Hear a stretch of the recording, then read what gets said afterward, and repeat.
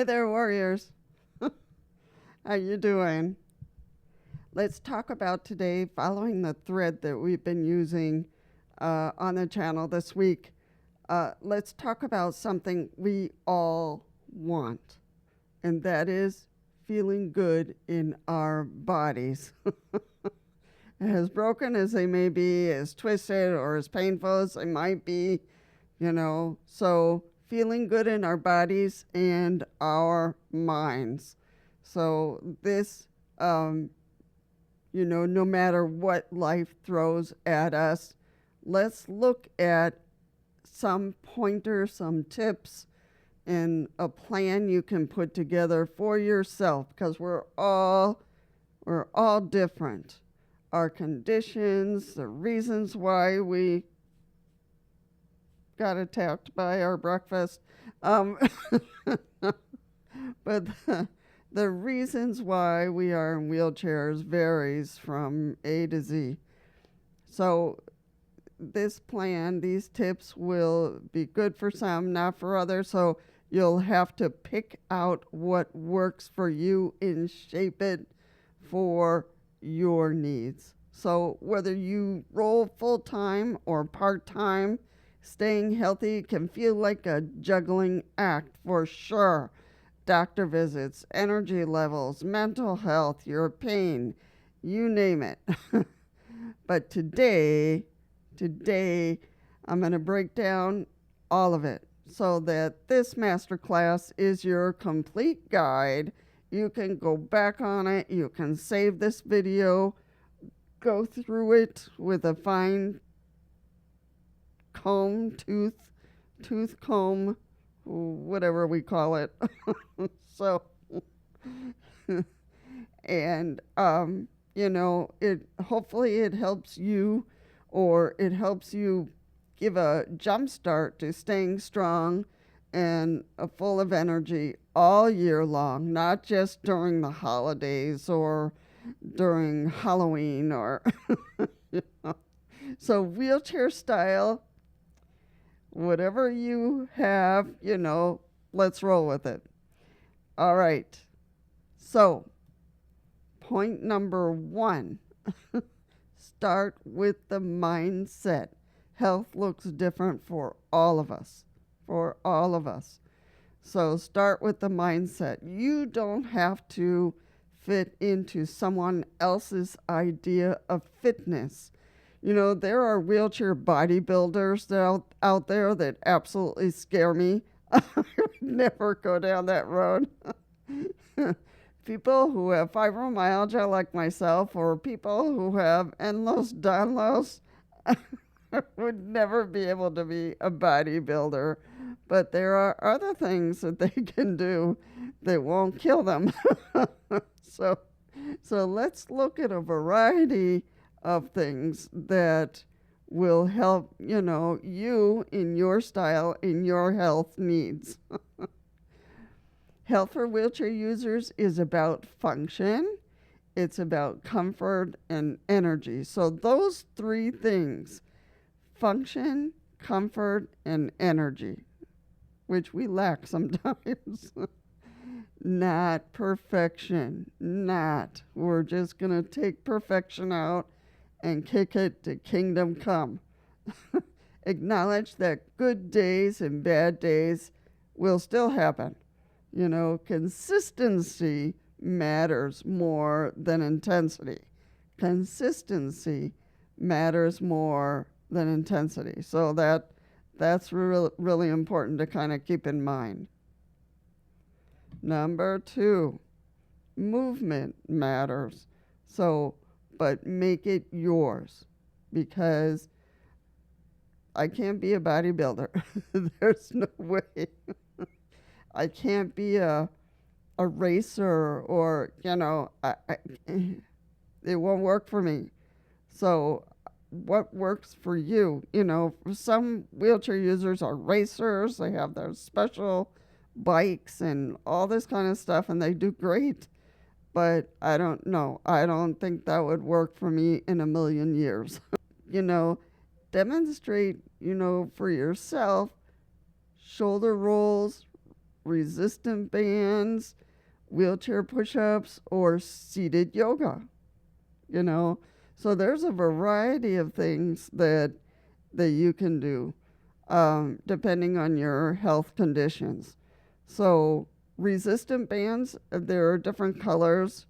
You can ask for some bands from your therapist, your physical therapist, or your occupational therapist, and they'll be happy to provide you with some that fit your needs, your muscle needs. So I have some yellow ones, and I have some red ones for some other things. So there are different colors for different needs.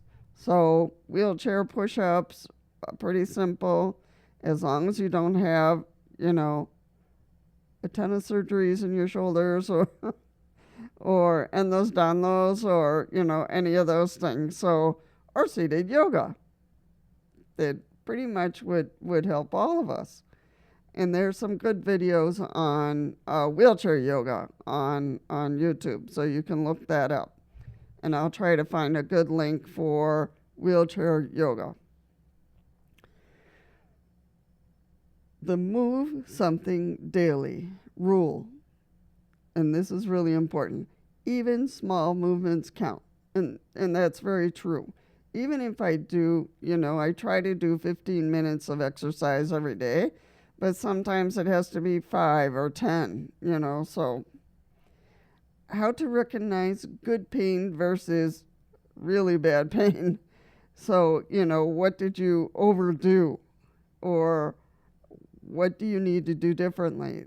Or, maybe that exercise wasn't good for you. Maybe you have to adapt it or change it. So you have to kind of think that through. Listen to your body and your needs, not to the bodybuilder. No offense to the bodybuilders. They're great and I admire them, but not something I could ever do. So movement matters, folks. Number 3, which is a big one for all of us, and that's nutrition and hydration. Fuel your wheels, for sure. Easy swaps. So more whole foods, fewer sugar drinks, or fewer sugars, period. Sugars like potatoes turn into sugar. Bread is sugar. Sometimes we think sugar is the only sugar, and it's not. It's really important to understand foods and what they do to our bodies and what turns into sugar for us once we eat it. So more whole foods is the bottom line. So hydration, really important to keep, reusable bottles around. I have several. So I keep them nearby. I keep one near my bed that has water. I keep one here next to me. You've seen me either drink water or tea or something. So throughout the day. So, keep a cup holder or a side pouch.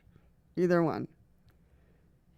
Foods that help fight inflammation, which there are many, and boost energy. Nuts and berries and leafy greens and yogurt and tea. There's a lot. So foods that help fight inflammation. And for you, it might be different. I'm very restricted in what I can eat. So I can't do leafy greens. I can do maybe one nut.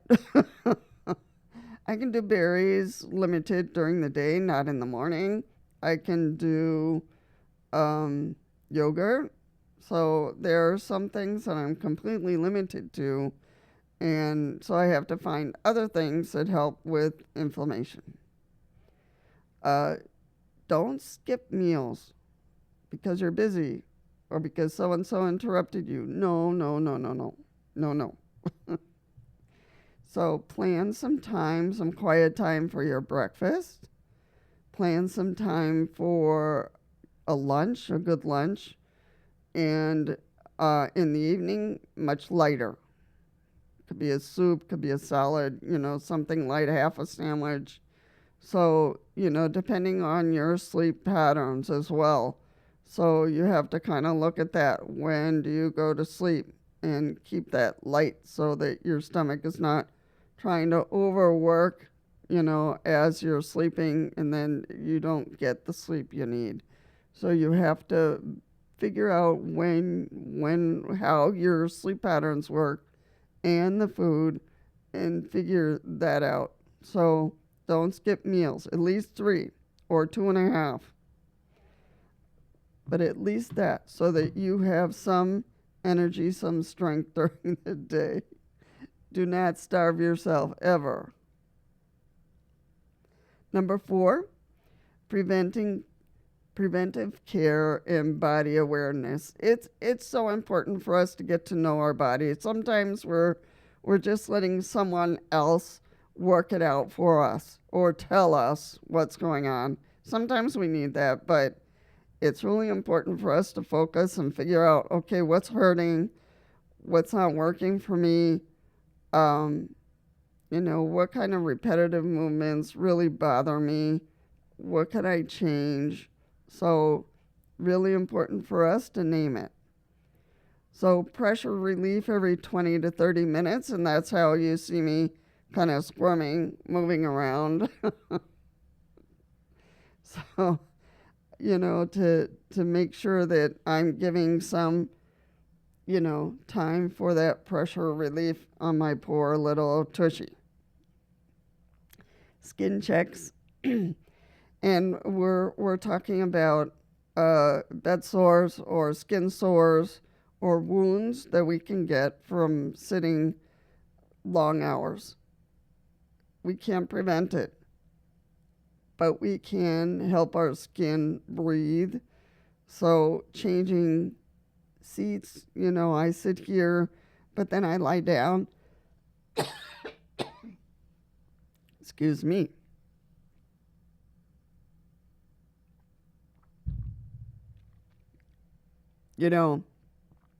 At noon I lie down for quite a while. Then in the evening I'm sitting in my recliner back there. So I'm changing. And that helps my skin breathe. So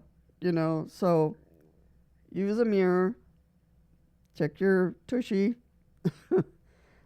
check your feet, check any area you can't feel very well. Make sure there's no wounds, no sores, no red spots, and where a sore might be starting. And I'm telling you, these bed sores, these wounds are very, very hard to heal from. So you don't want one starting from the beginning.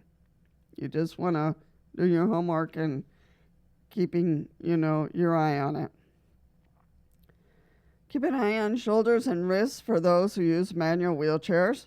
Really important. If there's something that starts to hurt, overuse pain is real.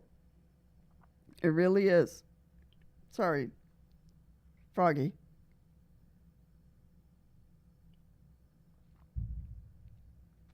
So, even with my joystick, I'm in a power wheelchair, but even with my joystick, I had to hold it all day long like this. And so my thumb was starting to hurt. I have arthritis in my hand, so just that position all day, and sometimes I would get stressed, and so I would press even more, and my hand was hurting. Ow. So I changed my joystick for a round one. So now I just kind of put my hand on top of it and move it around. So that gives relief from my hand from doing this all day to doing this. So big difference. So make preventative care appointments part of your routine, not a reaction to an emergency. So preventative care, a primary care doctor. See them, if you don't have a whole lot of health issues, at least every 6 months. Now, I see mine once a month, every 3 months, because my conditions go up and down. So she stays on top of whatever's going on next. So, and that's what we're doing now because I'm facing surgery at the end of this week. So she'll be here soon. So a primary care doctor and then your specialists. The primary care doctor should be helping you coordinate all of this. So make preventative care go before the emergency comes to your doctors. So be a good girl, a good boy. So preventative care and body awareness, those two are really important. This is a very big one. Number 5 is a really big one for all of us, and I think we know that. And that's mental health, and emotional health. The core of it all is what we're going to dive into. Loneliness and burnout are health issues too. So once we start getting on the edge of that, we need to break it up and say, I'm not going down that road. And figure out what's going to work. How are you going to remain in touch with others? How are you going to, stay connected with peers and online communities, with family, set up some therapy once in a while.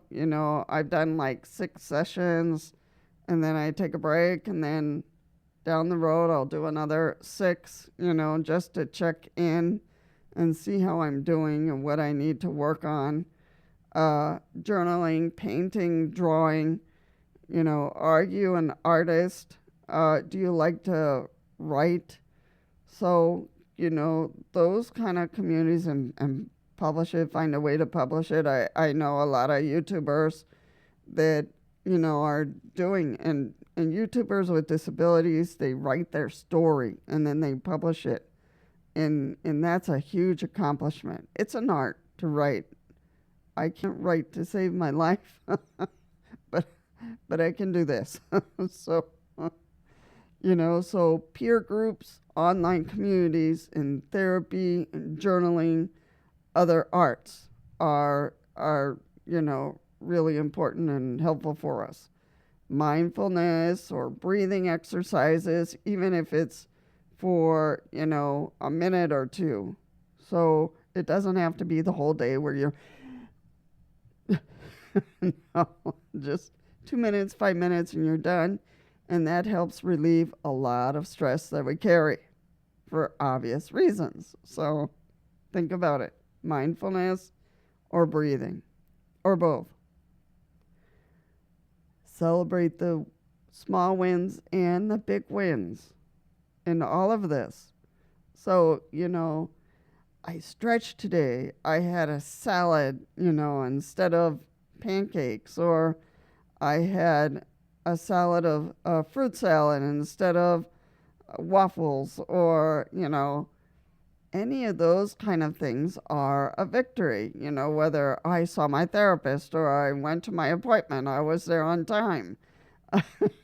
So all of those things are victories as we get better at taking care of our health. So mental and emotional health, folks, we can't let it slide. And some of us do have depression, anxiety, and other conditions that we really need to stay on top of to enjoy life. And that's the point of all this, to be able to enjoy life. Number 6, daily habits that build long-term health. And I want to say a balanced health. I want to say stability. Habits that give us stable health. That was like the biggest thing for me, to get to a point where I had stable health, that I wasn't constantly flying off the cliff. So once I was able to get to that space, then I started feeling much better. Sleep routine. Under daily habits, sleep routines are really important. When I sleep better, I have insomnia, So I try to keep a schedule, um, as much as I can. If I can't sleep that particular night, then I get up, I walk a little bit and check locks or do whatever, and make sure things are locked up and lights are turned off and snacks are put away in the kitchen, that kind of thing. And then I come and lay down again, and usually I can fall asleep. Limit screen time when you're going to bed. We are a society that is stuck to screens, TVs and phones and computers and tablets and anything that has a light. We're just like the moth. We follow it everywhere. So that's really important. For me to ease and calm down and be able to sleep, what I do is I listen to stories on my phone. I don't look at the screen. I just listen. I have cochlear implants, so by Bluetooth, it connects directly to my cochlear implants, so I just listen. I just lay there, I listen with my eyes closed, and then I get drowsy and it readies me for sleep, but I'm not looking at anything. So it gives a good rest to my eyes and it relaxes my body.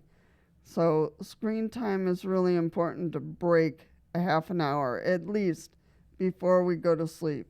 Your body needs recovery time from all the lights that we stare at all day.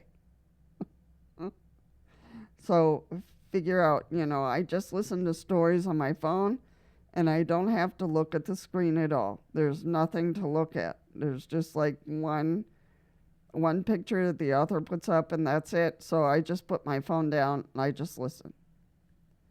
And that gives me a break from light. Keep a mini wellness checklist for yourself and see how you're doing.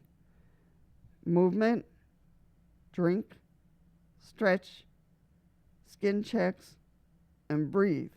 Now, your wellness checklist might look different.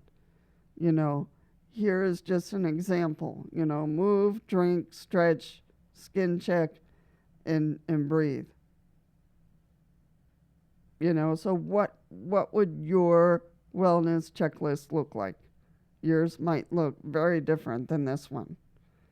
And that's okay. That's important.